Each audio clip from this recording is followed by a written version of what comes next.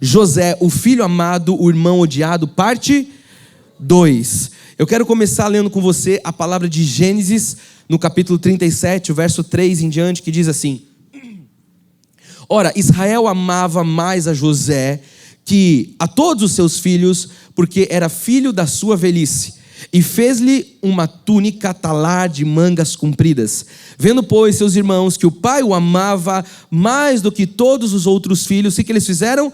Odiaram-no e já não lhe podiam falar pacificamente. Virou um pé de guerra. Os irmãos com José, uma raiva ali estampada, um ódio, como diz a palavra. E o verso 5, para nós fecharmos, diz: Teve José um sonho e o relatou aos seus irmãos. Por isso, eles o amaram agora como... José sonha e a Bíblia diz que eles o odiaram ainda mais. É sobre isso que Deus está falando desde o domingo passado aos nossos corações. Se você puder curvar sua cabeça nessa hora, nós vamos falar com o nosso Deus. Pai, te damos honras e glórias, louvor. Obrigado, Jesus, por esse momento. Obrigado, Deus, por tudo aquilo que o Senhor tem feito nas nossas vidas. Obrigado por esta manhã. E agora nós queremos aquietar os nossos corações. Se ainda há algum coração aqui inquieto, nós oramos para que o Senhor possa, Senhor Jesus, colocar a paz, o consolo, o descanso, para que nada roube a nossa atenção. Eu me coloco como instrumento nas tuas mãos para recebermos todos o teu alimento, Jesus. A palavra corta para os dois lados. Eu aqui também estou pronto para ser apacentado, exortado, cuidado, que o Senhor me use com poder e com glória, mas que não seja eu, mas o Senhor através de mim, Pai, a apacentar as tuas ovelhas. Nós oramos em nome de Jesus, para a glória de Deus, e o povo de Jesus diga amém e amém. Vamos dar uma salva de palmas a Jesus. É bom que você também dá uma acordada. Hoje está quentinho. Eu não sei se é pior, o quente ou o frio para dormir, né? Seja lá o que for, fique acordado em nome de Jesus, amém? Meus irmãos amados, escolhidos, povo de propriedade exclusiva de Deus, nação santa, aqueles que são chamados como filhos amados, aqueles que são bons peixes bons, aqueles que são árvores boas, aqueles que estão dando bons frutos. Se é você, diga amém. Vamos lá, domingo passado nós iniciamos essa série sobre a vida de José do Egito, como dizem, né? E nós aprendemos muitas lições, e estamos aprendendo muitas lições com tudo que José viveu em sua vida. A história dele começa sendo amado, é o tema da nossa série, sendo amado pelo seu pai, mais do que os seus irmãos. E isso gerou, nós vimos aqui a palavra, um ódio no coração dos seus irmãos. E hoje nós vamos dar continuidade a essa história. Eu costumo dizer, né? A história de José, ela é maravilhosa e ela é infinita. Você já me viu falando isso algumas vezes. Por que infinita? Porque você pode ler até Jesus voltar e você vai entender e vai ter lições, e a palavra é viva e ela vai falar com você. Então, é uma história que traz muitos ensinamentos, muitas lições. E nós aprendemos muito com o que José viveu, com o que ele passou. A história dele começa, né, com essa questão do pai fazendo um casaco, ele sonhando, ele sendo odiado pelos seus irmãos. E por isso, se você ouviu, eu estou falando aqui do que nós já estudamos, se você ouviu a primeira mensagem, ou melhor, se você não ouviu a primeira mensagem, fica aqui só a minha recomendação para você no nosso canal no YouTube, o Cristo Vive SP, você que está em casa, aí onde você está conectado, você ouvir para você não perder nada, e enfim, para nós não deixarmos nenhuma lição para trás de tudo que nós estudamos. Nós podemos categorizar a história de José, os grandes teólogos talvez vão dizer em 5 cenas ou talvez 7 cenas. O que é isso? 7 episódios, 7 momentos que ele viveu. O primeiro seria o sonho e a túnica, e o momento onde ele é jogado ali no poço, no buraco pelos seus irmãos. Depois nós vamos ver um outro momento onde José ele é vendido como escravo, nós estudamos isso, né, para uma caravana de ismaelitas que estão passando. O terceiro momento seria quando ele foi trabalhar na casa de Potifar. Depois, quando ele foi preso, o quarto momento. O quinto momento, quando ele começa a interpretar ali os sonhos de Faraó.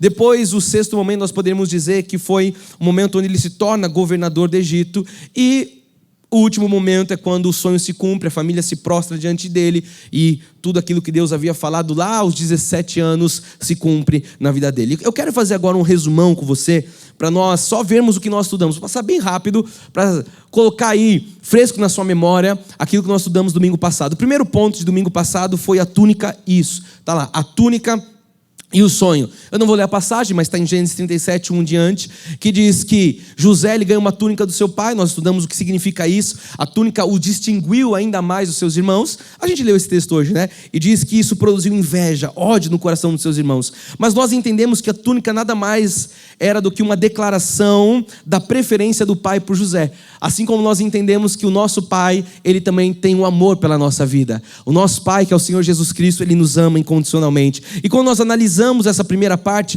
nós estudamos que a túnica que ele recebe apontava para a promessa. Fala, a túnica apontava para a promessa. Tem alguém acordado do seu lado? Fala comigo, a túnica apontava para a promessa. Nós precisamos entender isso que Deus já nos falou domingo passado. E nós aprendemos uma lição poderosa. Qual foi a lição poderosa ali? Quando José ele sonha, ele conta os sonhos para os seus irmãos, faz com que os irmãos odiassem ele, lançassem ele ali no poço. Nós aprendemos que quando nós descobrimos o nosso propósito, nós também vamos encontrar os nossos inimigos. Então, mais do que nunca, quando Deus revela algo, quando Ele fala, é isso, esse é o sonho, essa é a visão, os inimigos se levantam. Nós aprendemos isso domingo passado. Então, como eu disse domingo passado, esteja pronto para ser perseguido quando você estiver no propósito, quando você estiver na direção daquilo que você está fazendo, daquilo que você está cumprindo com o propósito. O segundo ponto, nós estamos aqui quase que com uma série. Eu abri uma mensagem, uma caixa de perguntas lá no Instagram, e um abençoado falou para mim, está parecendo série da Netflix. Eu falei, que Netflix? Ah, nós somos melhor que a Netflix. Isso aqui é a casa do Pai, a bênção de Deus. Então estou fazendo aquele, no último episódio, lembra daquilo? Você já viu uma série? Ninguém assiste série, olha que igreja santa. Começa assim, né, as séries. No último capítulo, no último episódio, aí passa um resumão. Então estamos aqui nesse momento. O segundo momento que nós estudamos foi do poço para o Egito. Então Deus permitiu, logicamente, que coisas terríveis acontecessem com José. Mas a Bíblia diz em todo momento que Deus era com José. Deus nunca desamparou José. Deus nunca deixou José sozinho. As coisas nunca saíram do controle na vida de José. E aí outra chave poderosa que nós entendemos no domingo passado, também a respeito dos inimigos. Os teus inimigos, na verdade, eles vão te impulsionar para o teu propósito. Isso fica muito claro na história de José. Aquilo que era inimigo, isso que nós cantamos hoje, você sabe que é o final da história de José, né? Todo mal, ele falou, todo mal que tentaram contra mim se tornou em bem. É o final da história. O que os irmãos tentaram de mal com ele se tornem bem. E exatamente isso. Os inimigos, na verdade, impulsionaram. Os inimigos eram os irmãos dele. Impulsionaram ele para o propósito. E Deus quis trabalhar ali na vida de José, por isso tirou ele do lado dos irmãos, a gente entendeu. Levou ele para o Egito, que era o berço da civilização, da matemática, da geografia. E ali José foi sendo preparado. Ali José foi sendo talhado. E era lá no Egito que ele iria crescer. Era lá no Egito que ele ia ser nutrido de talvez mais habilidades para viver o seu propósito. E outra lição que Deus nos deu foi que os amigos nos fazem bem, mas os inimigos nos promovem. Então a gente já estudou tudo isso, só no resumão. Os inimigos muitas vezes vão nos... A gente quer estar com amigo, é maravilhoso, estar em comunhão, é bom, é agradável, diz o salmista, mas a gente entende que muitas vezes os nossos inimigos vão nos promover, como foi o caso de José. Então, o terceiro ponto, para nós fecharmos o resumo, foi o finalzinho do culto do domingo passado, da prisão para o palácio. Nós não entramos especificamente nessa questão, mas eu trouxe um overview, né, falando os principais feitos do que ia acontecer ali na vida de José, e nós estamos nesse momento então da história que eu quero agora adentrar na mensagem de hoje. Está fresco na sua mente? Sim ou sim? Todos acordam. Me ajuda aí, vai, acorda aí, irmão. Eu fiquei horas e horas preparando esse esboço aqui, essa mensagem, você não vai dormir aqui na minha frente não, né? Em nome de Jesus. Quer que eu traga uma pipoca para você? Sim, o irmão fala sim ainda. Tem um povo ousado aqui, né? Sim, ainda manda trazer um Starbucks junto, não, amado? Você tem um alimento que é melhor que a pipoca. Hidrogenada. É hidrogenada que fala? Sei lá. Mas é boa demais, né? Vamos voltar para as coisas espirituais. A Karina está aí, a Isabela estão me ajudando para eu emagrecer. Vamos lá. Feito esse resumo, hoje nós vamos estudar o episódio que José, após ali ser vendido, ele vai para onde? Vai trabalhar como escravo na casa de Potifar. Você conhece a história, sim ou sim? Então nós vamos entrar nisso. Vamos lá em Gênesis 39 agora. Nós começamos no 37, estamos no 39. Verso 1 em diante diz assim: José foi levado ao Egito. E Potifar, oficial de Faraó, comandante da guarda egípcio, comprou um dos ismaelitas que tinham levado para lá. Então, os irmãos vendem ele e Potifar vai arrematar José e vai levar ele como escravo. O verso 2 diz, o Senhor era... Olha como eu disse, a Bíblia vai falar toda vez essa expressão. Leia comigo. O Senhor era com... Coloca o seu nome aí em nome de Jesus. O Senhor é contigo. Ele não muda, ele não se arrepende, ele não volta atrás, diz que ele é o mesmo ontem, hoje, para todo sempre. O Deus de José é o meu e o teu Deus, ele é conosco. E diz que o Deus, o Senhor que era com José, que veio a ser homem próspero, estava na casa de seu senhor egípcio. Vendo Potifar que o Senhor era com ele e que tudo que ele fazia, o Senhor prosperava em suas mãos. Logrou José mercê perante ele, e a quem servia, e ele o pôs por mordomo na casa, mordomo de sua casa, e lhe passou às mãos tudo o que tinha. Olha só a honra que José começa a ter. Verso 5. E desde que o fizera mordomo de sua casa e sobre tudo o que tinha, o Senhor abençoou a casa do egípcio por amor de José. A bênção do Senhor estava sobre tudo o que tinha, tanto em casa como no campo. Potifar, tudo o que tinha, o confiou às mãos de José, de maneira que, tendo por mordomo, de nada sabia, além do pão com que se alimentava. José era formoso de porte e de boa aparência. Verso 7. Aconteceu, está acompanhando comigo na tela? Aconteceu, depois destas coisas, que a mulher de seu senhor pôs os olhos em José e lhe disse: deita-te comigo. Ele, porém, recusou e disse à mulher do seu senhor: tem-me por mordomo o meu senhor, e não sabes que há em casa, pois tudo que tens me passou ele às minhas mãos. Verso 9. Ele é maior do que eu nesta casa, e nenhuma coisa me vedou senão a ti, porque és sua mulher. Como, pois, cometeria eu tamanha maldade e pecaria contra Deus? Falando ela a José todos os dias, e não lhe dando ele ouvidos, para se deitar com ela e estar com ela. Verso 11. Sucedeu que certo dia veio ele à casa para atender aos negócios, e ninguém dos da casa se achava presente. Então ela o pegou pelas vestes e lhe disse: deita-te comigo. Ele, porém, deixando as vestes nas mãos dela, saiu fugido para fora. Vendo ela que ele fugia para fora, mas havia deixado as vestes nas mãos dela, chamou pelos homens de sua casa e lhes disse: vede, trouxe-nos meu marido este hebreu para insultar-nos, veio até mim para se deitar comigo, e eu gritei em alta voz. Verso 15. Ouvindo ele que eu levantava a voz e gritava, deixou as vestes ao meu lado e saiu fugido para fora. Que danada, né? Verso 16. Conservou ela junto de si as vestes dele, até que seu senhor tornou a casa. Então lhe falou segundo as mesmas palavras e disse: o servo hebreu que nos trouxeste veio ter comigo para insultar-me. Verso 18. Quando, porém, levantei a voz e gritei, ele, deixando as vestes ao meu lado, fugiu para fora. 19.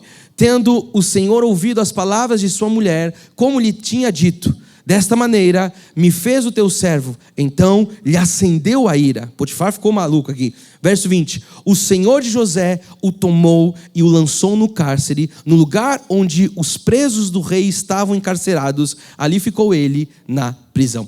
Então eu li batido até o verso 20, o capítulo 39 até o verso 20, e é sobre essa parte da história que eu quero estudar junto com você. Eu li o texto batido, mas eu vou agora analisar cada um dos versos, e eu preciso que agora você esteja muito bem acordado, para você entender cada lição poderosa que cada verso dessa história vai nos trazer nessa manhã. O verso 1 diz: José foi levado ao Egito. Leia comigo: José foi levado ao Egito. Então, mesmo José sendo levado ao Egito, a gente entende que ele não vai perder a essência. Aqui eu quero começar já mastigando junto com você tudo que nós temos como lição da história de José. Ele vai para o Egito, mas o coração dele continua puro. O coração dele, ou seja, não se contamina. O Egito não domina, fala comigo, o Egito não dominou o coração de José. E aqui nós temos a primeira lição. José ele foi para o Egito, mas o Egito não entrou em seu coração. E você já está entendendo onde o Espírito está nos levando nesta manhã. Então, mesmo estando no Egito, ele não foi influenciado. E você sabe, a gente foi para o Egito ano passado. Eu estive lá. A cultura do Egito é uma cultura idólatra. É uma cultura mística. Então, imagina isso nos tempos passados, o quanto isso era forte também. E aquela cultura daquele lugar não... a gente viu lá os egípcios adorando imagens. Os egípcios, eles são ateístas. Enfim, adoram objetos. José não se torna místico como os egípcios eram. Você consegue compreender isso? E eu não estou falando que era uma cultura fraca, era uma cultura forte. Até então, porque nos dias de hoje nós fomos lá e nós pudemos constatar como que é aquela cultura. Então José ele está no Egito, mas José estando no Egito, ele continua adorando o Deus de Israel. Você está entendendo o que o Espírito está dizendo no seu coração? Independentemente do lugar que José se encontra, das condições que ele está vivendo, ele continua adorando o Deus de Israel. Então a gente pode entender que é totalmente possível, fala comigo, é possível estar no mundo e adorar a Deus. Eu sei que talvez a geração atual vai dizer que não. A geração atual vai trazer ideologias, vai trazer vozes, vai trazer influências, mas saiba que é possível você estar em um ambiente corrupto e não se corromper. Sim ou sim, igreja? É totalmente possível você estar num ambiente sujo e não se sujar. Sim ou sim? É totalmente possível você estar no mundo e não se contaminar com as coisas do mundo. José estava no Egito, o Egito é o mundo, e ele não se contamina com nada do mundo. Nada do Egito. Então nós, no nosso contexto, nós também estamos no mundo. Você vai falar, bispo, você não sabe a empresa que eu trabalho, você não sabe a cultura da empresa, você não sabe o que eu vejo, você não sabe o que eu tenho que falar, você não sabe o que acontece lá dentro. Eu estou aqui para dizer para você, é possível você estar nessa empresa e você não se contaminar com a impureza do lugar que você está. Nós estamos olhando para José e nós estamos vendo que é possível. Então seja onde você estiver inserido, trabalhando, ou morando, ou estudando. Bispo, a minha faculdade, amado, você pode estar na faculdade federal mais 13 que... Eu falo da federal porque a coisa é feia lá, mas hoje todas são. Você pode estar lá, você jovem, estudando. Pastor David, você pode estar lá, Sueli. E mesmo assim é possível, não é? Não nos contaminarmos com as coisas do mundo. É possível você conviver com pessoas corrompidas e você não se corromper. É totalmente possível, porque Jesus falou que nós somos luzeiros do mundo. Ou seja, é possível nós estarmos no mundo de trevas e sermos luz. Me ajuda a pregar para quem está do céu e falar assim, meu amado, é possível você estar no mundo e ser luz no mundo. Na verdade, fala assim, foi para isso que Deus te chamou. Vamos começar a entender as coisas, não é? O verso 2, ele diz assim, o Senhor era com José, que veio a ser homem próspero e estava na casa de seu senhor egípcio. Então lembre-se que José estava como? José estava como escravo. Olha aqui, a gente às vezes lê a história, né? Eu li batido, agora vamos começar a digerir. Eu sei que o bispo Maurício fica em 2 palavras com o povo de quarta-feira que estuda. Eles leem um versículo, a gente fica em 2 palavras do versículo, ou em uma frase, ou em um versículo, 2 versículos estudando. Olha só, se a gente fosse parar no verso 2, diz que veio a ser homem próspero e estava na casa de seu senhor egípcio. Então ele estava como escravo. E mesmo como escravo, a Bíblia diz que ele prospera. Já parou para pensar nisso? Você já viu algum escravo prosperar? Já, José. Talvez você não tinha se dado conta, mas José era escravo e mesmo sendo escravo ele prosperou. Mesmo sendo escravo ele cresceu. Mesmo sendo escravo ele avançou. Então aqui eu entendo que a função de José, ou seja, quando eu falo função, a sua condição não o impediu de viver o seu propósito. Mesmo estando como escravo ali naquele momento, havia uma promessa sobre a vida dele. A gente entende aqui que as condições não vão nos determinar. Aqui a gente entende que as desculpas, elas terminam hoje. Amém, meu povo? Elas têm que terminar hoje. Porque José não ficou dando desculpa. Eu não prospero porque eu sou escravo. Eu não prospero porque isso, porque aquilo, porque me venderam, me jogaram no poço. José prosperou sendo escravo. Fala comigo, José prosperou sendo escravo. Então as desculpas têm que terminar. José não olhou a condição externa. Mesmo sendo um escravo, ele fez as coisas prosperarem. Na verdade, Deus fez as coisas através da sua vida prosperarem. As coisas deram certo na vida dele. Então tem gente que só olha na carne. E quando olha para a carne, fica pensando que eu tenho uma posição pequena, bispo. Eu tenho uma posição, sabe, eu ganho um salário mínimo, não tenho condições, eu não tenho estudo, eu sou irrelevante. Amado, o Deus de José é o seu Deus, sim ou sim? José era escravo e prosperou, sim ou sim? Então o Deus que era com José, o Deus que é contigo também pode lhe prosperar. Olha, se eu olho para José, independentemente das circunstâncias, ele prospera, eu tomo posse disso para a minha vida. Você pode trabalhar em uma função que as pessoas desqualificam. Você pode trabalhar num lugar que as pessoas falam, aí não dá para crescer, aí é ruim, aí não vai dar nada, isso aí não tem como prosperar. Mas estou dizendo para você, que mesmo assim você pode ser próspero. Mais próspero do que alguém que está dentro de um palácio. José era um homem próspero. José prosperou. Então a prosperidade de José não vinha das circunstâncias. A prosperidade de José não vinha do palácio, não vinha de circunstâncias. A prosperidade de José vinha de quem? Vinha da promessa. vinha do desígnio de Deus, do seu comprometimento com Deus. José com o seu caráter ilibado, José com a sua postura de um verdadeiro servo de Deus, ele tinha o quê? O resultado, a prosperidade. O comprometimento dele com Deus trazia prosperidade. O verso 3 vai dizer que vendo, leia comigo o comecinho, vendo Potifar, que o Senhor era com ele e que tudo o que ele fazia, o Senhor prosperava em suas mãos. Então veja quantas lições a Bíblia nos traz. E eu queria que você aprendesse, eu já falei isso aqui muitas vezes, as lições, muitas vezes, da Bíblia poderosa, elas estão nos detalhes. Prega comigo e fala, as lições estão nos detalhes. Olha só, vendo Potifar. Ou seja, Potifar estava vendo o que Deus estava fazendo na vida de José. Potifar, a Bíblia diz, vendo Potifar que Deus era com José. Potifar estava vendo. O texto não diz que José ficava que nem uma matraca falando, ei Potifar, olha aí, olha para mim. Ei Potifar, olha o que Deus está fazendo. Ei Potifar, não, Deus está me prosperando, Potifar. Deus está fazendo através da minha vida. Não, diz que Potifar estava olhando e observando. Porque diz, vendo Potifar. Então, o texto diz muito claro que Potifar viu José prosperando. Potifar viu que o Senhor era com José. Eu quero que você aprenda algo nessa manhã poderoso. Você não precisa muitas vezes falar. Você não precisa muitas vezes ficar anunciando, pondo no jornal, como diz meu pai. As pessoas percebem que Deus está com você. Pastor David, as pessoas percebem. Elas podem não falar, mas Potifar estava vendo. Potifar estava observando. Potifar estava vendo algo. Alguma coisa acontece com esse rapaz. Alguma coisa acontece com esse homem. Então, o que a gente pode pegar de lição aqui nesse verso? A gente precisa muitas vezes parar de ficar nos justificando. Sabe, parece que o crente quer ter assessoria de imprensa. Eu tenho que justificar. Eu tenho que falar. Amado, José não estava se justificando. Não estava, ei, olha para mim. Eu quero dizer para você, as pessoas estão te olhando. E mesmo que elas não falem nada, elas estão vendo que Deus está com você. Elas estão vendo. Elas podem não falar, porque às vezes não quer dar o braço a torcer. Caiu uma pena ali. Não quer dar o braço a torcer, sabe aquela coisa? Mas ela está vendo que Deus é contigo. Você não precisa se expor, não precisa sair, sabe, falando. Deixe com que os outros contemplem a mudança que Deus está fazendo na sua vida. Deixa as pessoas contemplarem. Potifar nada mais, nada menos estava contemplando o que Deus estava fazendo na vida de José. Não só na vida, através da vida de José. E o verso 4 vai dizer o quê? Logrou José mercê perante ele, a quem servia. E ele o pôs por mordomo de sua casa. Então ele pega aquele escravo e fala assim, peraí, esse cara põe a mão e prospera. Esse cara entende, esse cara administra, esse cara tem gestão. E coloca ele como mordomo da sua casa. E passou às suas mãos tudo o que tinha. Alguém vai dizer, eu recebo essa hora, bispo, essa é a minha hora. Mas entenda que José está vivendo algo que é um comprometimento.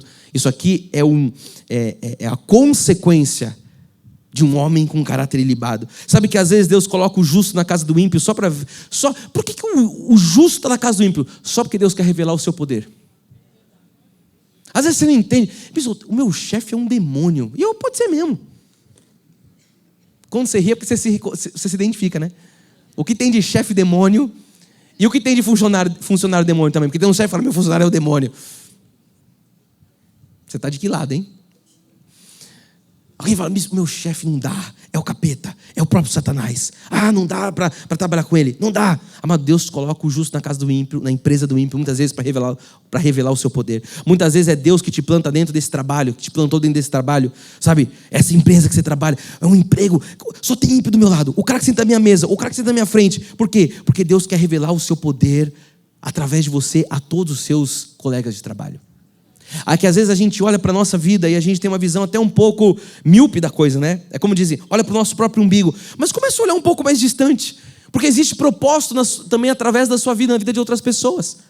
Quantas pessoas estão aqui hoje da igreja que foi um colega de trabalho que falou? Que foi uma pessoa que falou de Jesus, que deu um bom exemplo, que falou de algo, enfim. Então é exatamente isso que aconteceu com José na casa de Potifar. Deus estava revelando o seu poder através de José. Então esteja hoje atento, igreja. Por quê? Porque Deus muitas vezes está colocando você como um justo no meio do ímpio para revelar o seu poder. Comece a olhar para o lado, talvez você vai falar, eita, tem um Potifar aqui, tem um outro ali. Talvez tenha alguém precisando conhecer Deus. E você está ali de forma estratégica, como um instrumento das mãos de Deus, para que as pessoas vejam o poder de Deus através. Talvez você vai se lembrar de Naamã, que precisou conhecer Deus, o Deus que curava. Então, entenda, os propósitos de Deus são maiores e melhores que os nossos. A Bíblia diz que Ele é que sabe que pensamentos tem a nosso respeito. A gente às vezes não sabe direito das coisas. Diz que os caminhos dele são maiores, os planos dele são melhores que os nossos. Então às vezes é o próprio Deus movendo as águas para que as pessoas conheçam a glória dele através da sua vida. Você consegue se abrir para isso nessa manhã? Você vai entrar nessa semana, você não vai mais entrar no seu local de trabalho resmungando, reclamando, blasfemando. Você vai falar, peraí, as pessoas aqui vão conhecer o Deus que eu sirvo. As pessoas aqui vão conhecer que Deus me prospera. E que Deus vai prosperar essa empresa também através da minha vida. Quando recebem isso, digam amém. Está comigo no verso 5? Vamos lá? O verso 5 diz: e desde que fizera mordomo de sua casa, e sobre tudo que tinha, o Senhor abençoou. Leia comigo essa frase: o Senhor abençoou a casa do egípcio por amor de José. A bênção do Senhor estava sobre tudo o que tinha, tanto a casa como no campo. O que era a casa do egípcio, igreja? A casa do egípcio era uma casa de idolatria. Já parou para pensar nisso? A casa do egípcio era a casa que servia outros deuses. Era a casa do ateísta, era a casa do místico, enfim. A Bíblia diz que o Senhor abençoou a casa do egípcio por amor de... Olha onde vai o amor de Deus. Olha onde vai os desígnios de Deus. Olha onde vai o cuidado de Deus. Aqui não está falando que Deus abençoou José. Deus abençoou a casa do ímpio. É isso mesmo, diz a palavra. Então, eu quero dizer para você, amado, que a Bíblia diz que Deus abençoou, por quê? Por amor de José. Aí você começa a entender que o amor de Deus, ele vai transcender. O amor de Deus, ele vai te perfurar. O amor de Deus vai fazer acontecer coisas com pessoas que vão ser beneficiadas por sua conta. Existem pessoas que são beneficiadas pelo convívio conosco, sabia disso? Pessoas que são abençoadas porque nós estamos naquele lugar. Empresas são abençoadas porque a pessoa está lá. Casas são abençoadas porque você está lá. Talvez os seus primos não servem a Deus, mas você serve. Talvez o seu marido não serve a Deus, mas você serve. Os seus pais não sirvam a Deus, mas você serve. Talvez os seus familiares não sirvam a Deus, você serve. Seus parentes não temem a Deus, mas você teme. Ou seja, por causa do seu temor, a sua casa vai ser abençoada. Por causa da sua dignidade, da sua integridade, do teu caráter com Deus, até o ímpio vai ser abençoado. Você consegue compreender a dimensão disso através da sua vida? Você consegue se abrir para esse lugar, meu amado? Como é que um egípcio é abençoado? Como é que um ímpio é abençoado? Porque Deus era com José. Essa frase muda toda a história.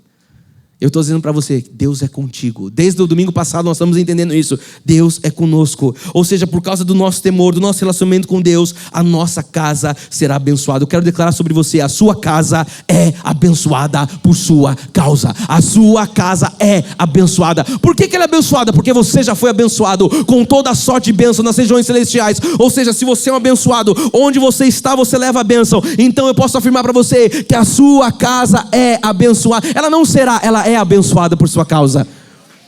Mas os meus pais, os meus filhos, os meus irmãos serão abençoados por sua causa.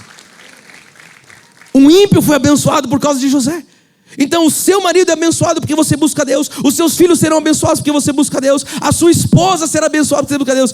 Você sabe que Paulo disse isso? O que eu estou afirmando é bíblico. Leia comigo 1 Coríntios 7,13. Ele diz, a mulher que tem um marido incrédulo e este consente em viver com ela, não deixe o marido. Olha lá como a palavra traz instrução para tudo. Hoje o tema não é família, mas eu vou entrar um pouco nessa questão de família. Olha o verso 14 agora. Porque o marido incrédulo é santificado no convívio da esposa, e a esposa incrédula é santificada no convívio do marido crente. De outra sorte, os filhos seriam impuros, porém agora são santos. A Bíblia afirma que você santifica a sua casa.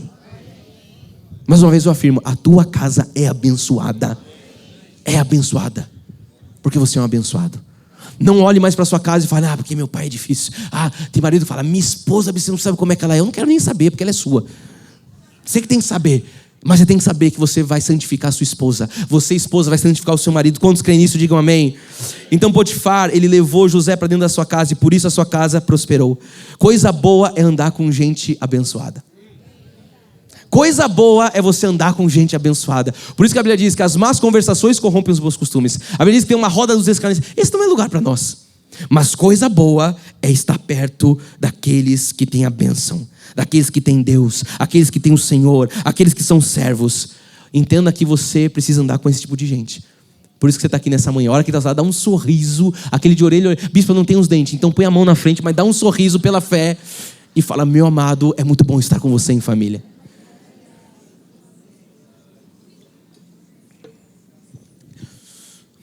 Você está ouvindo a voz de Deus nessa manhã, sim ou sim? Amém. Vamos para frente, tem muita coisa. O verso 6 vai dizer o quê? Potifar,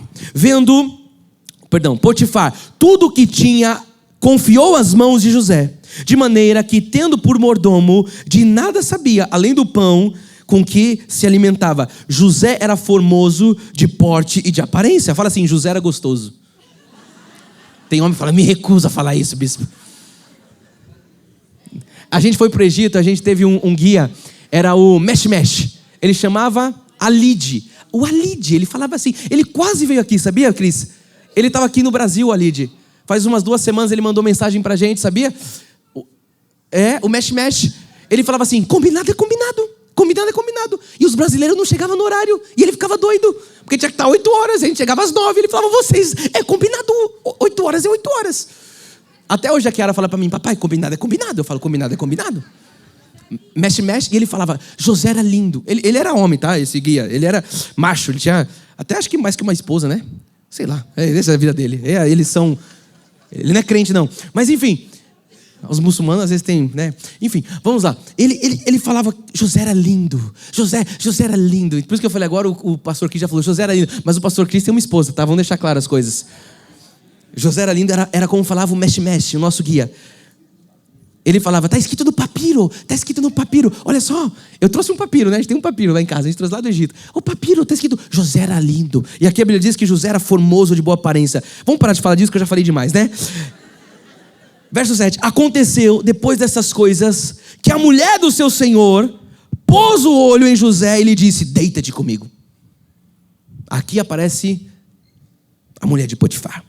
Então esse pedido da mulher para José é um pedido que seria, talvez, vamos entender, seria bom para a carne de José. Afinal de contas, José era solteiro, era um jovem. José era formoso, de boa aparência, então para a carne dele, ele não era casado, ele era um escravo, ele estava numa posição de conforto. Pensa, a mulher do patrão, para a carne de José, talvez fosse algo positivo. A mulher chegou se oferecendo para ele, podia ser bom para a carne dele, só que José sabia que essa proposta acabaria com o propósito dele. Para a carne parecia bom, mas para o espírito destruiria o propósito. Igreja, a conversa do diabo é doce, mas o resultado é amargo. Você precisa ter isso gravado no teu coração, porque ele não vem com uma conversa amarga, ele vem com uma conversa a conversa é doce, os lábios são de manteiga, diz. Começa uma conversa estranha, um negócio que você fala: olha que bênção, olha que glória, olha que coisa que parece na carne, e você fala: é isso, mas o resultado vai ser amargo. Cuidado com as propostas que você recebe, cuidado com as palavras que você ouve. É como eu disse, pode ser algo bom de ouvir, mas muitas vezes os resultados te levam para desgraça. Tem crente hoje vivendo desgraça na vida. Por quê? Porque ouviu a conversa doce de Satanás. E eu conheço um monte. Você também deve conhecer um monte. Ouviu uma conversa doce, ouviu uma fala, um negócio que parecia de Deus, parecia, lógico que aqui não, mas eu estou falando aqui, abrindo o leque, parecia uma coisa, parecia que ia dar certo, mas deu ruim. Então nem tudo que parece bom para a sua carne vai alimentar o teu espírito. Nem toda proposta que parece que é doce, de fato é doce. Porque a conversa doce de Satanás, ela termina num resultado amargo. Então Salomão disse o que em Provérbios 16, 25? Há caminhos que parecem direito ao homem, mas ao final dão em caminhos de morte.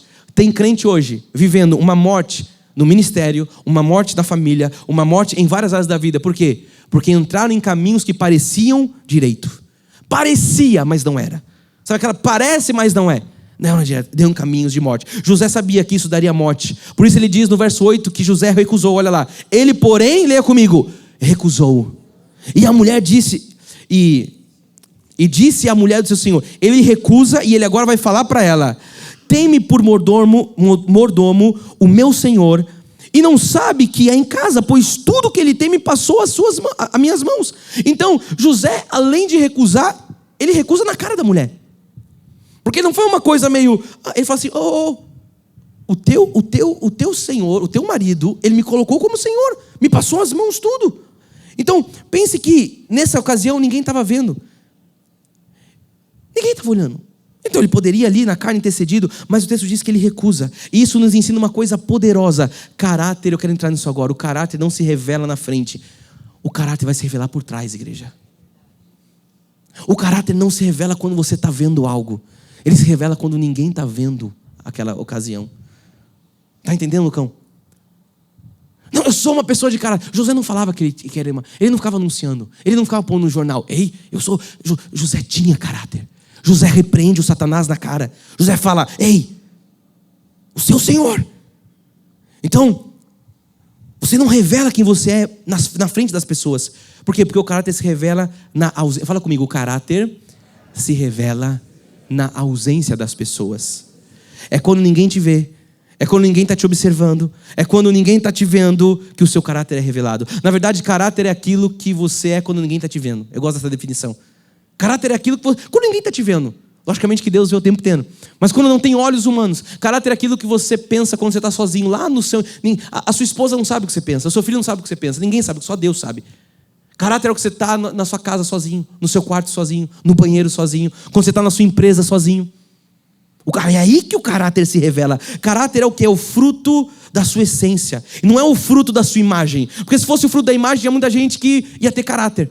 Porque tem gente que tem pose que tem caráter. Tem postura de homem de Deus, mas não tem caráter de homem de Deus. Está longe disso. Tem gente que tem uma pose de crente. Você fala, aquele é crente. Levanta a mão e tal. Você fala, não tem caráter nenhum. Porque só tem a pose. Só tem a imagem. Não tem a essência. Como estão entendendo o que Deus está dizendo? Então é quando ninguém está te vendo, meu amado, que você revela ser fiel a Deus. Ou não. É quando ninguém está te vendo que o seu caráter vai ser revelado. Eu sei que isso aqui é forte. É quando ninguém está te vendo que vai revelar se você é amigo ou não. Ou se a pessoa é amiga sua ou não. Não é na frente que se revela, é por trás. Você está entendendo a profundidade? Vamos com o pastor Tucci aqui. Pastor Tucci, você entende disso, né? Porque na frente as pessoas... Na frente todo mundo sorri.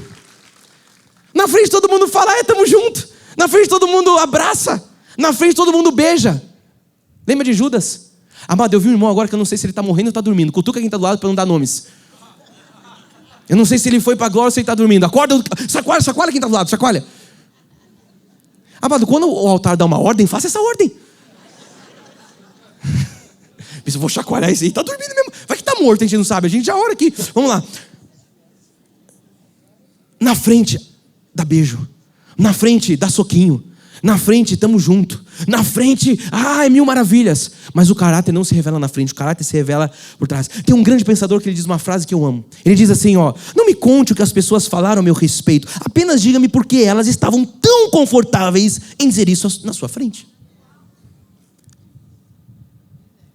Aí tem uma complementação que é aquela história. Quando João fala de Pedro, eu sei mais sobre João do que de Pedro. Entendeu? A pessoa vem falar, eu vou falar daquele para você. Eu sei mais dessa pessoa que está falando do que daquela que ela acha que está falando. Porque o caráter, ele é revelado. Então entenda uma coisa. Entenda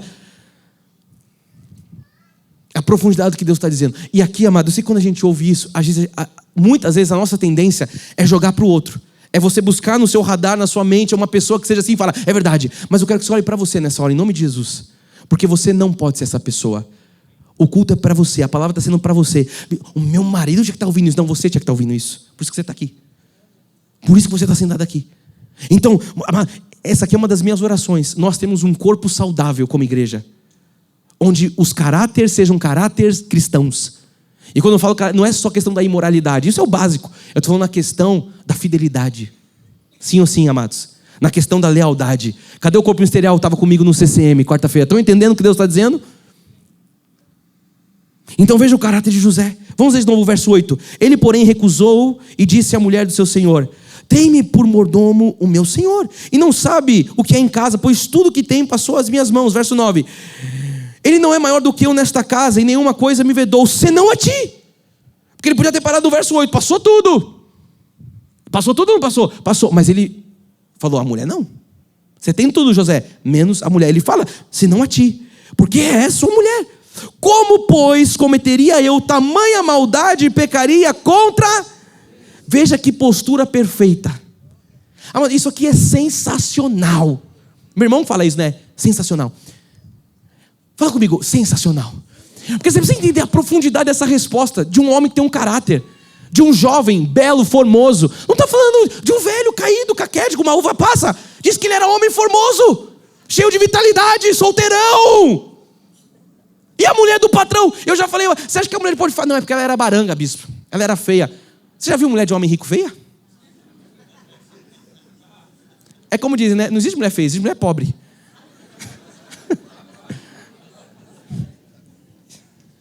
A minha chegou de um jeito e está saindo de outro. O pessoal fala, né? Comprei na planta. Amado, tem umas injeções que a gente dá que... Não que a minha tenha usado, mas, amado, tá tudo certo. Então, não, é porque ela era feia e ele saiu correndo. Era mulher de Potifar. O cara do palácio. Então, a gente fala assim, que sensacional a resposta de José. Então, perceba que primeiro José, ele tem respeito por Potifar, sim ou sim, igreja? E por isso ele não se deita com a mulher. Só que mais do que respeito ao patrão, José teme a Deus. Como pecaria a Deus? Olha que caráter. José, ele tem a consciência que o Senhor está presente com ele 24 horas. Maior do que a vontade dele, pudesse estar na carne sendo seduzido como um jovem, como um homem formoso. Era o temor dele ao Senhor. Você precisa entender isso, amado. Eu quero entrar nessa questão do temor. O temor a Deus, ele deve falar mais alto do que os desejos da sua carne. O temor a Deus tem que falar mais alto do que tudo. Todo desejo, toda vontade. A sua carne vai querer te envergonhar. A sua carne vai querer fazer o que não deve. Mas o temor a Deus vai fazer você se posicionar da maneira certa, nos lugares. É o temor que faz o crente se posicionar do jeito certo. Porque na carne, amado, aí está falando da imoralidade, mas na carne você fala, eu vou pegar aqui, ninguém está vendo, o patrão não está aqui, R$100 jamais, poxa, ninguém viu. Mas é o temor a Deus que faz você se portar da maneira certa. O temor precisa falar mais alto, porque quando o temor fala mais alto, o pecado não te pega. Quando o temor, por isso que tem um livro da minha mãe que chama O Temor Reverencial, leia ele, é uma série de mensagens. Fala comigo, quando o temor fala mais alto, fala, o pecado não me pega. Por quê? Porque quem perde o temor, perde o limite. Como é que pode aquela pessoa que perdeu o temor, perdeu o limite? Amado, pode reparar, a pessoa que perdeu o temor, ela vai perder o limite daquilo que é errado.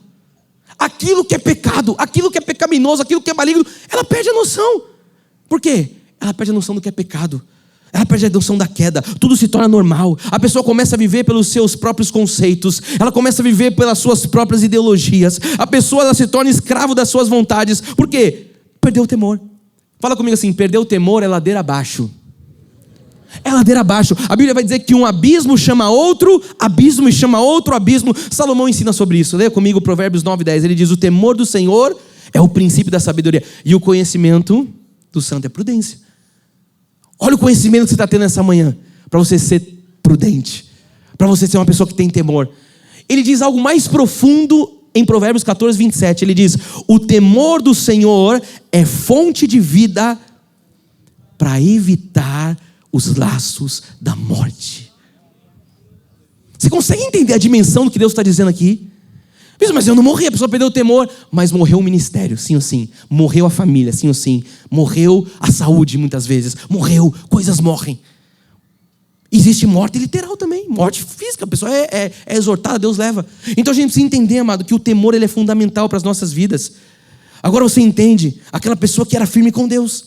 Aquela pessoa que estava na igreja, fala, mas ele pregava. Ué, ele não cantava, ele não servia Jesus de coração, ele está se prostituindo. Virou um prostituto, como é que pode perder o temor? Tá cheirando toda, tá cheirando pó, tá fumando, tá na balada, tá bebendo todos. Como é que pode se pregava, se ensinava? Perdeu o temor. Como é que alguém que servia a Deus chega nesse nível de queda? Porque perde o temor. E deixa eu falar uma coisa para você. Isso não acontece de uma hora para outra. É pouquinho a pouquinho. Porque um abismo chama outro abismo. Estava orando, estava crendo, estava na palavra, estava nos cultos, perdeu o temor. Amado, é o temor que me faz sair de lugares. É o temor que me faz tomar decisões que são contrárias à minha carne. É o temor que me faz agir segundo a consciência da palavra. É o temor a Deus. Por isso o temor é fundamental para o crente. Nossa, José foi um homem que tinha temor, sim. Então a mulher de Potifar saiu vazada. Você acha que a safada parou por ali? Você acha que ele falou, sai daqui, eu não vou deitar com você, eu temo a Deus, pecaria contra Deus? Olha o que diz o verso 10. Falando ela, José... Então entenda a postura sensacional de José. Porque não foi uma vez, era todos os dias. E não lhe dando ele ouvidos, ele não ouvia, para se deitar com ela e estar com ela. Então a mulher insistiu, ela falava todo dia. Eu quero dizer uma coisa para você aprender hoje. Contar uma história para você, guarda no seu coração. O diabo ele vai insistir com proposta.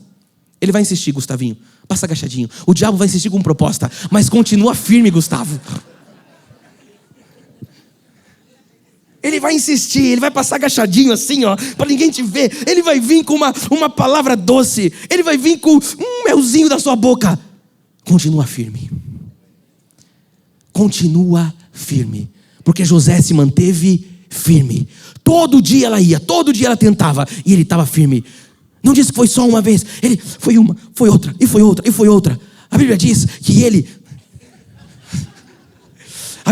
ele negou todas as vezes. Olha o que diz em Tiago 4:7. A palavra de Deus diz assim, ó: sujeitai-vos portanto a Deus, mas resisti o diabo e ele fugirá de vós. Entenda uma coisa aqui poderosa: não é você que tem que fugir do diabo. Mas eu estou fugindo do diabo. Resista ao diabo e ele fugirá de você. Fala comigo, é o diabo que tem que fugir de mim. Olha só, mano, então você precisa permanecer firme no Senhor, porque o diabo vai fugir de você. Não é você que sai, o diabo sai correndo. Não, mano, você tem que permanecer firme no Senhor. E o diabo é que tem que vazar. É o diabo que tem que bater em retirada. Então, o diabo você enfrenta. E eu fujo do quê? Você foge da carne. Vocês estão entendendo? O diabo eu resisto, mas a carne, aí eu fujo. As propostas, as ciladas, aí você foge. Mas você tem que entender que espiritualmente a nossa briga é essa. Nas regiões, a gente falou isso no louvor hoje. Então, amado, espiritualmente o diabo vai bater em retirada da sua vida quando você resiste. Em Gênesis 39:11 diz assim: sucedeu que certo dia veio ela à casa. Ela veio determinada esse dia para atender aos negócios. E ninguém dos da casa, leia comigo só o finalzinho. E ninguém se achava presente. Eu adoro a sincronicidade da igreja. É um aqui, vamos lá. E ninguém... Só as mulheres. Obrigado, mulheres, porque vocês são boas nessa questão. E muitas outras coisas também. Aqui tem uma lição poderosa. Poderosa, igreja. Você nunca vai ser tentado no meio da multidão. Ninguém dos da casa se achava presente. É ali, é nessa hora. Ninguém é tentado no meio do culto. Bispo, eu estou aqui no culto e... Isso aí é frio. Ligou o ar? Isso aí é frio. Ai, veio um vento aqui, uma tentação. Não, mas no meio do culto, ó, ninguém é tentado. No louvor, eu estou aqui levantando a mão.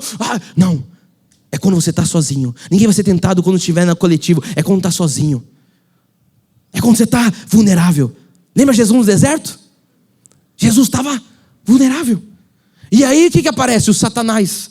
Ele aparece para tentar o Senhor. Ele fala: e essas pedras aí? Você não está com fome? Jesus estava sozinho, Jesus estava vulnerável. E anote isso aí: o diabo se aproxima quando você está sozinho. Como eu disse, é quando você está lá no banheiro. É quando você está lá no quarto sozinho. É quando você está na empresa, ninguém está vendo. É quando você está sozinho no ambiente. É quando chegou o carregamento da empresa, está lá, e você é o cara que tem que receber, e não tem câmera, e não tem ninguém. Você fala, Eu já falei que eu roubei um mini crack uma vez, né? Já contei essa história. E eu já roubei um peixe também no mercado. Só para saber, eu tinha 5 anos, tá? Porque o pastor rouba peixe. Isso aí é meu velho homem. O crime mais pecado que o seu pastor cometeu. Eu roubei um peixe no mercado. Fui lá na peixaria, o peixe estava lá, eu falei... vai para casa comigo. Cheguei em casa, pus numa água e falei: vive peixe. Minha mãe: de onde veio esse peixe? Falei: eu trouxe do mercado. E ele não está vivendo. Falou: Fernando, esse peixe está morto. Vamos voltar para as coisas espirituais. Amado, é quando você está sozinho. É quando você está sozinho. O Leonardo nem vai me cumprimentar amanhã na escola. Vai passar correndo de mim. É quando você está sozinho. É quando você está vulnerável. O diabo se aproxima quando você... Prega para quem está do seu lado e fala assim: é quando você está sozinho que você tem que estar esperto. Jesus, eu preciso correr. Não, eu estou bem. Você sabe que eu tenho que pregar olhando o relógio e o esboço, amado. Isso aqui é só o pastor sabe o que é isso aqui. Hoje o meu esboço ele tem o dobro das páginas. Glória a Deus. Tem alguém que gosta de mim. Que os irmãos falaram: ei, está falando demais, já para de falar. Glória a Deus. Amado, quando você está sozinho, quando você está vulnerável, vem a proposta. E é nesses lugares que a gente tem que redobrar a nossa atenção. É quando, homem, você está sem a sua esposa. Esposa é quando você está sem o seu marido. É quando você está sem os seus filhos. É quando não tem ninguém por perto. É por isso que a palavra de Deus diz, e aqui eu quero que você entenda a profundidade do que em Hebreus 10, 25 diz: não deixemos de congregar-nos como é costume de alguns. Antes, façamos admoestações, e tanto mais quanto vedes que o dia se aproxima. Igreja, eu falei sobre isso, se não me engano, 1 ou 2 quinta-feiras atrás. Quanto mais o dia do Senhor vai se aproximar, mais nós precisaremos estar em comunhão.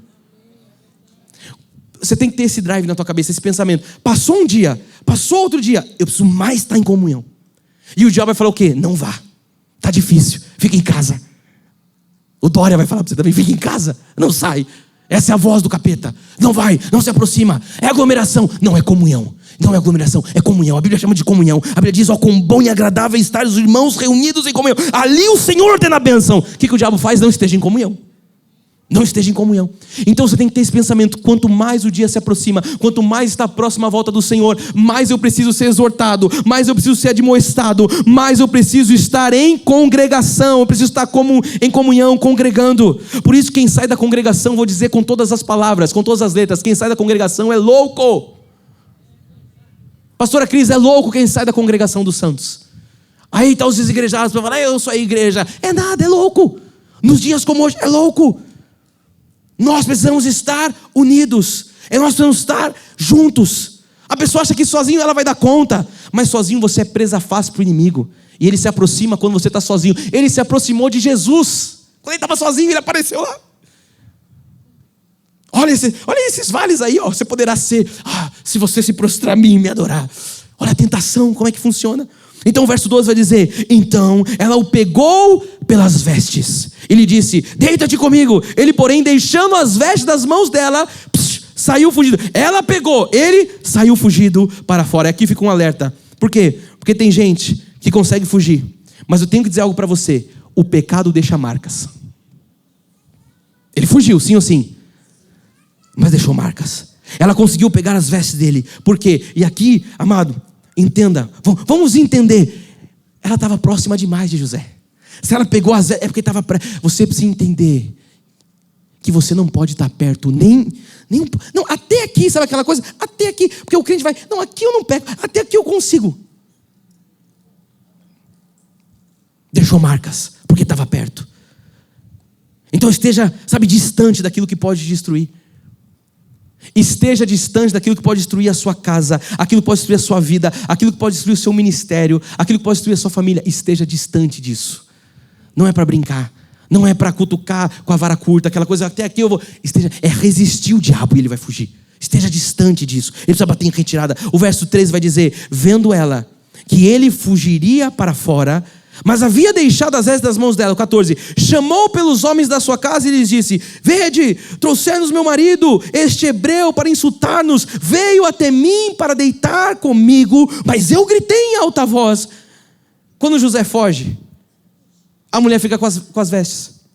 José fugiu, ela ficou com as roupas dele. E agora ela começa a chamar para os... O que ela está fazendo? Ela começa a contar uma mentira. Porque o pai da mentira, você sabe quem é. E o avô, não, vamos ficar no pai. O pai da mentira, você sabe quem é. É o diabo.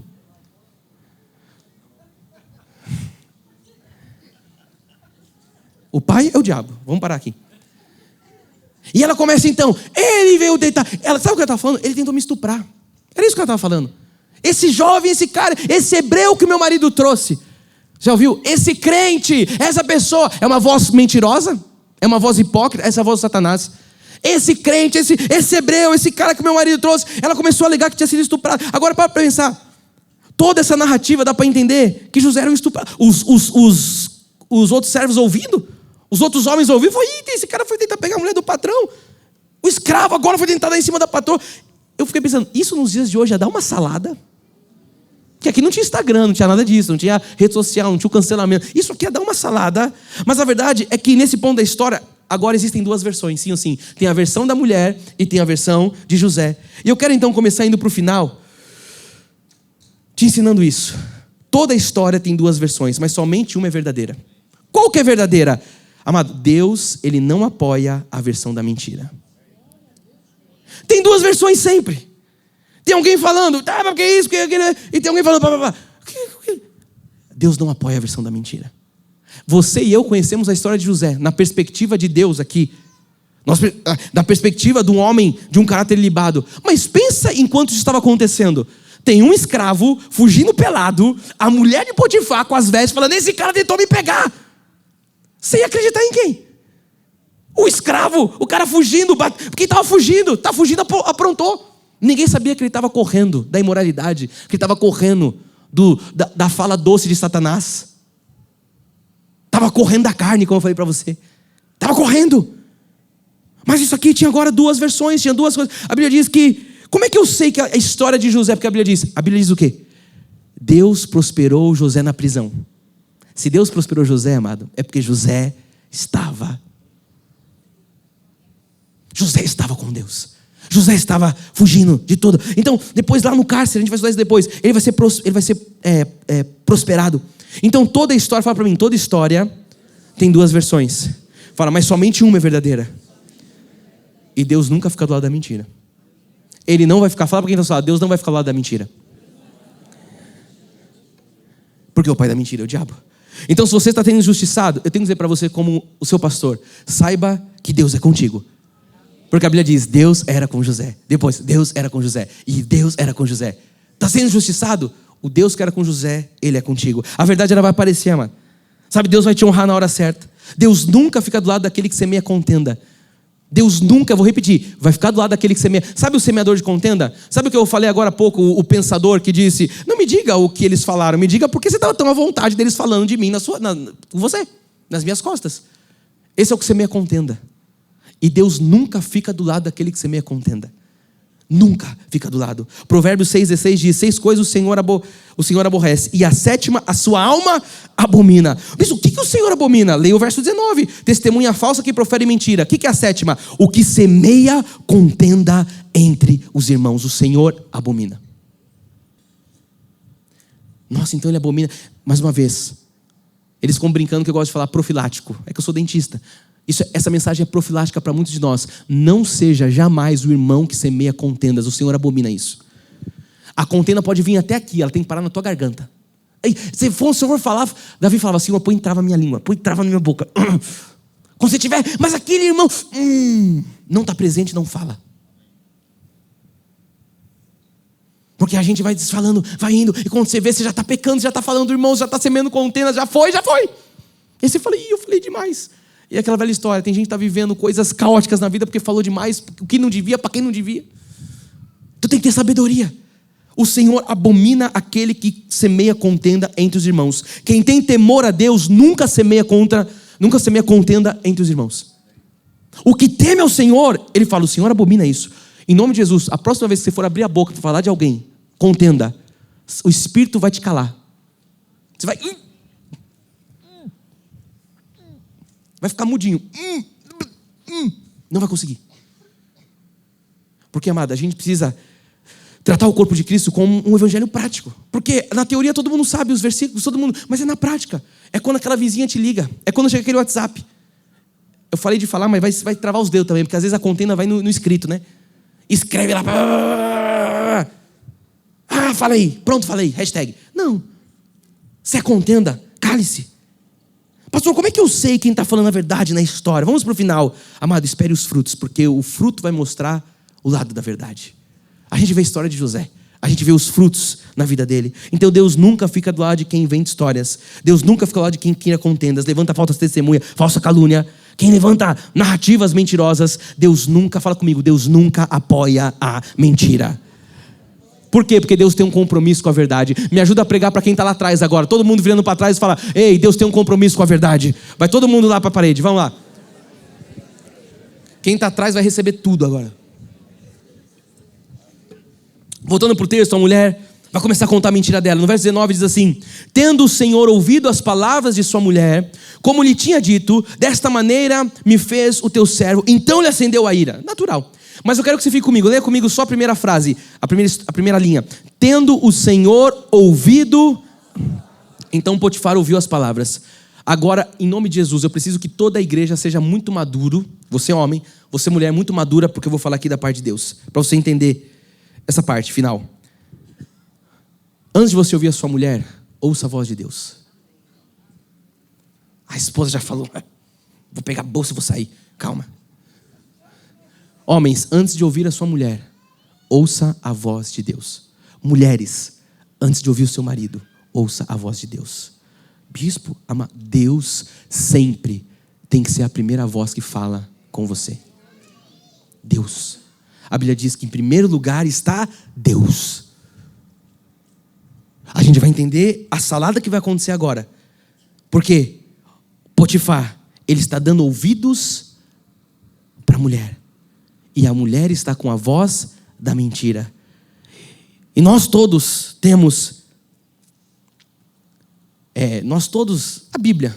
Todos nós vamos encontrar na Bíblia. Vamos para a Bíblia. Nós vamos encontrar exemplos de maridos que tomaram uma decisão por causa de uma opinião de uma esposa, de uma mulher, e o resultado foi horrível. O resultado foi atitudes erradas. Entenda o que eu estou dizendo aqui em nome de Jesus. Isso não tem nada a ver com machismo, isso não tem nada a ver com feminismo. Isso aqui é Bíblia. Lá em Gênesis, no início de tudo, a Bíblia diz que Adão comeu do fruto por causa da palavra da sua mulher.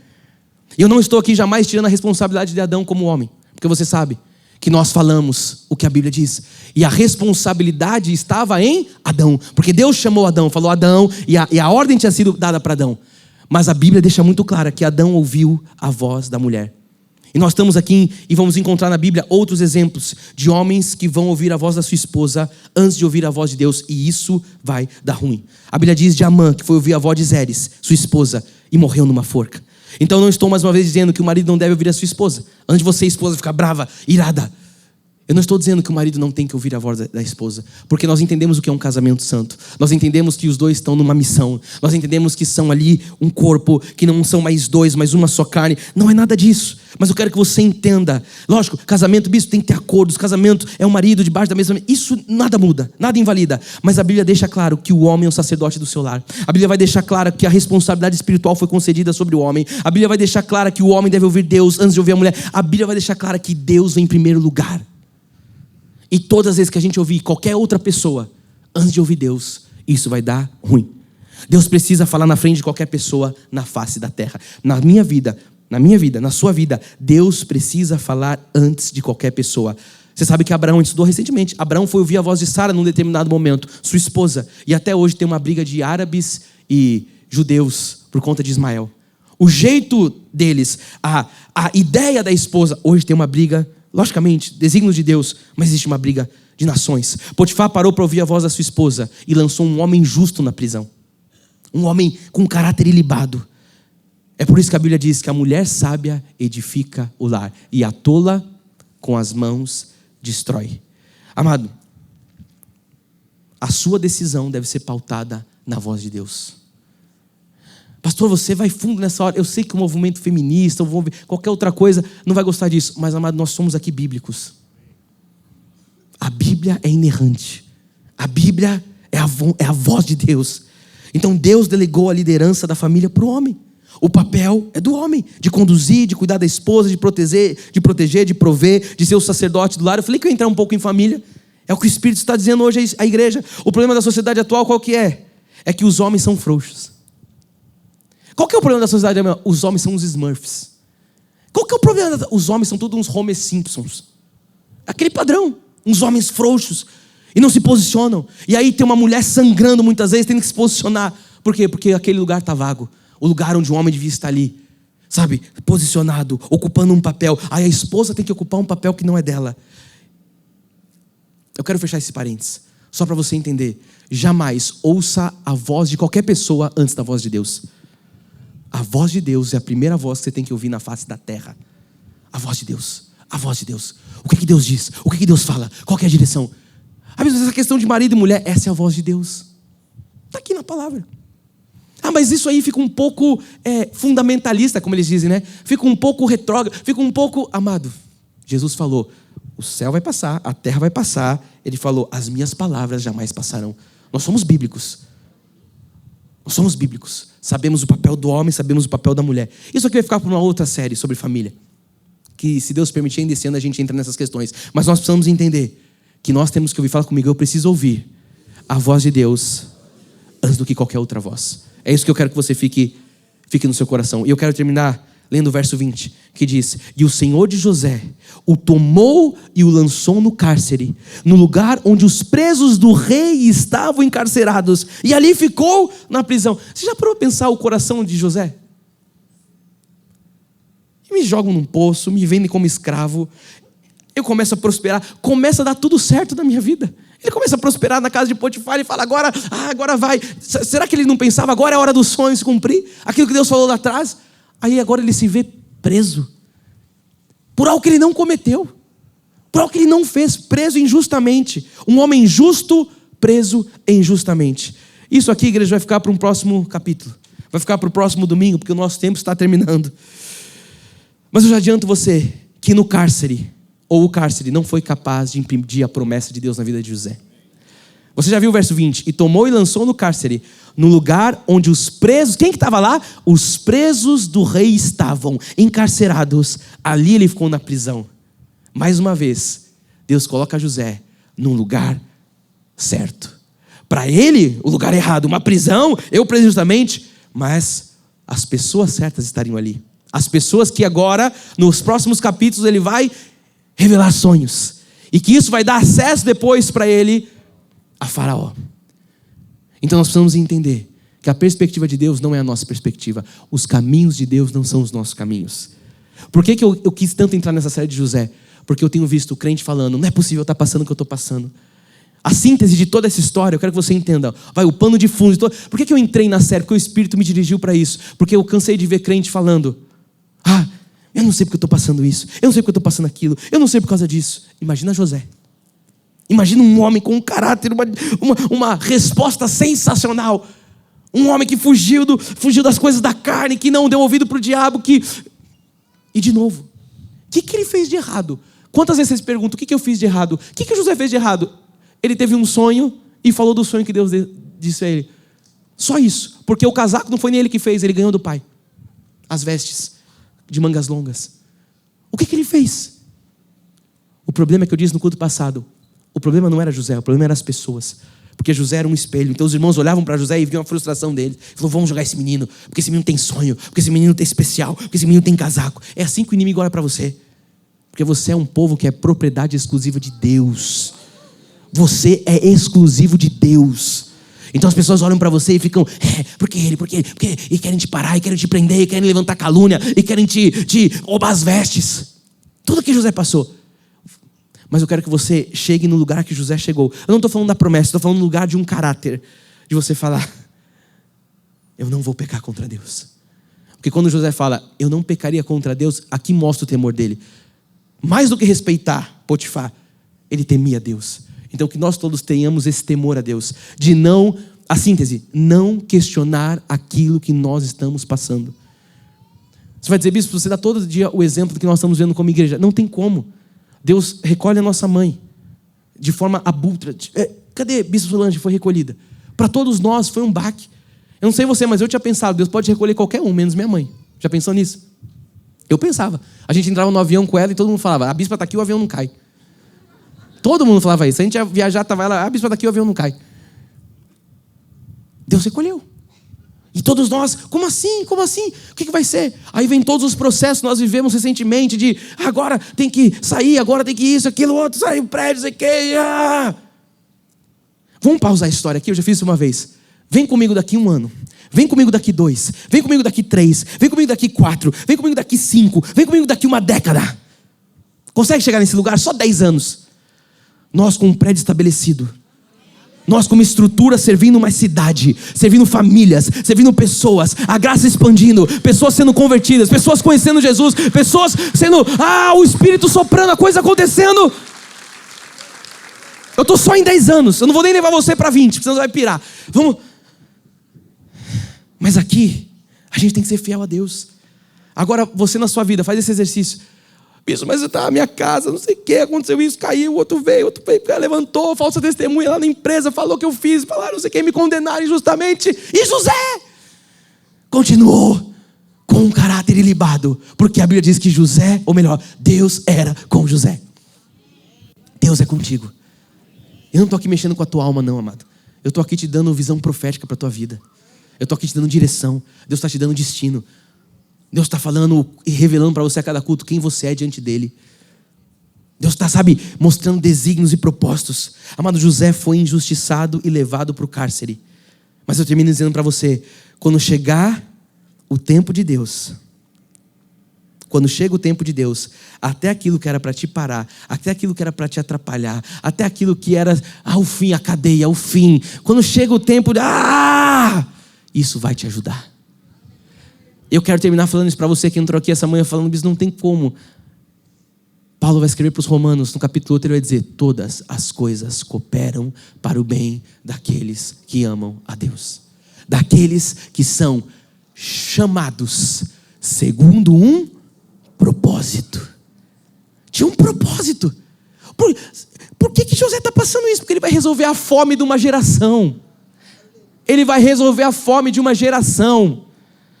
Por isso Deus está experimentando ele, por isso que Deus está testando ele, por isso que Deus está... E eu falo isso para minha esposa: não reclama, não olha, porque Deus tem um propósito grande das nossas vidas. A gente não pode talvez enxergar e não conceber porque está lá no futuro. A gente pode crer nisso, mas não reclama desse processo, porque esse processo é o trabalhar de Deus, esse processo é a forma de Deus de nos experimentar, para que a gente possa, resolver um propósito que vai ser muito maior do que eu e você. A gente precisa entender, igreja, que o propósito de Deus na nossa vida vai resolver problemas maiores do que o nosso. Às vezes você está olhando só para o boleto que você não consegue pagar. Às vezes você está olhando só para a crise que chegou, só para a esposa que falou que vai embora. Está olhando só para aquilo e Deus está falando, você vai resolver um propósito. Eu tenho falado para casais que estão passando em crise, receba isso se esse é o teu caso. Você que está passando crise no teu casamento, você vai se levantar para dar testemunho e ensinar casais o que é uma restauração, o que é um casamento feliz, o que é um pai, o que é um marido. Você vai dar aula de um casamento feliz. Só que você está aqui talvez no olho do furacão. Você está passando, vamos lá, da aprovação financeira. Eu sei que, amado, você vai dar aula de prosperidade no futuro. Você vai ensinar as pessoas a ser fiel no pouco, porque Deus coloca você sobre o muito. Você vai dizer: o meu Deus, segundo a riqueza em glória, supre todas as coisas, porque Ele fez na minha vida. E quando você prega de algo que você viveu, você carrega algo muito mais forte. Você já me ouviu falar? Eu não quero pregar de algo que eu li, eu quero pregar de algo que eu vivi. Deus ouviu isso também. Ele falou: você quer pregar do que você quer viver, moleque? Então aí a gente começa a ser talhado, experimentado. E aí a gente vai ver José depois chegando lá no final da sua história como o anel, o governo. Como nós vimos no culto passado, a tragédia entre aspas da vida dele foi por causa de uma túnica. Foi vendido por causa de uma túnica. Mas por causa de uma túnica ele vai ser honrado no futuro. Por causa de um sonho jogaram ele no poço, mas por causa de um outro sonho ele vai se tornar o governador do Egito. O que é isso? Todo o mal que fizeram, que tentaram contra mim, nesse processo, em bem se transformou. Jamais questione o que você está vivendo na vida. Jamais abra sua boca para semear contenda. Jamais abra sua boca. Seja fiel. Entenda que Deus está no controle, porque Deus era com José. Eu termino dizendo: Deus é contigo. Que assim seja, porque assim disse o Senhor.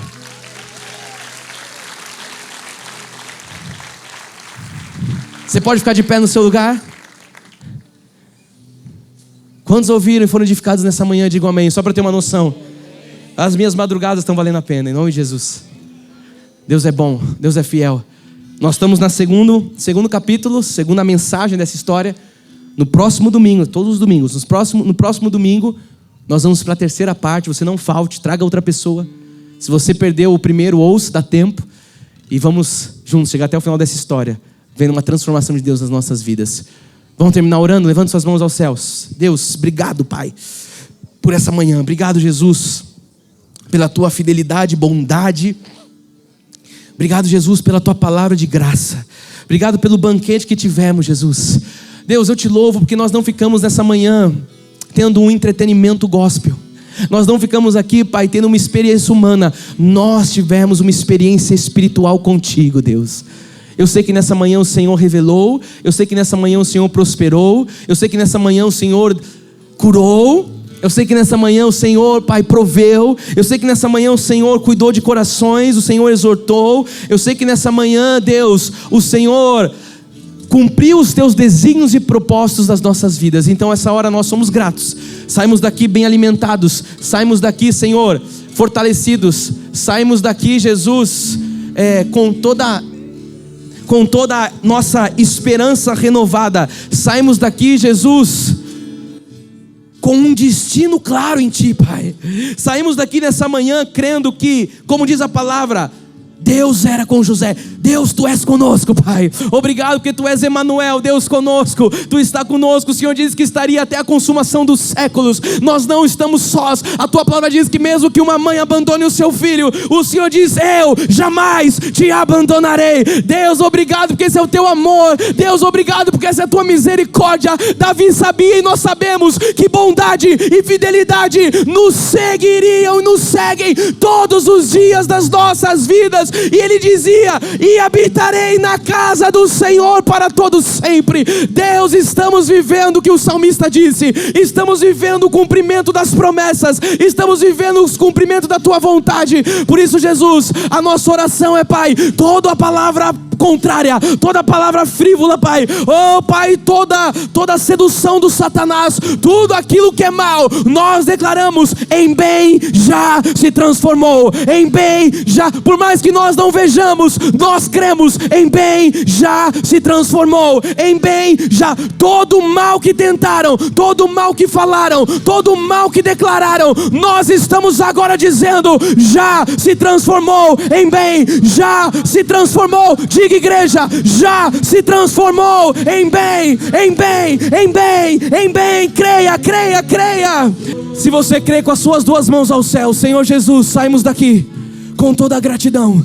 Saímos daqui, Pai, renovados. Saímos daqui entusiasmados. Saímos daqui, Pai, impulsionados a vivermos os Teus sonhos. Saímos daqui prontos para viver a melhor semana de toda a nossa existência. Saímos daqui para ver o mal revertendo em bem. Saímos daqui para ver curas. Saímos daqui para ver prosperidade, para ver sinais, prodígios e maravilhas, declarando que o amor de Deus e as doces manifestações do Espírito Santo serão constantes, serão permanentes na vida dos fiéis e aqueles que creem.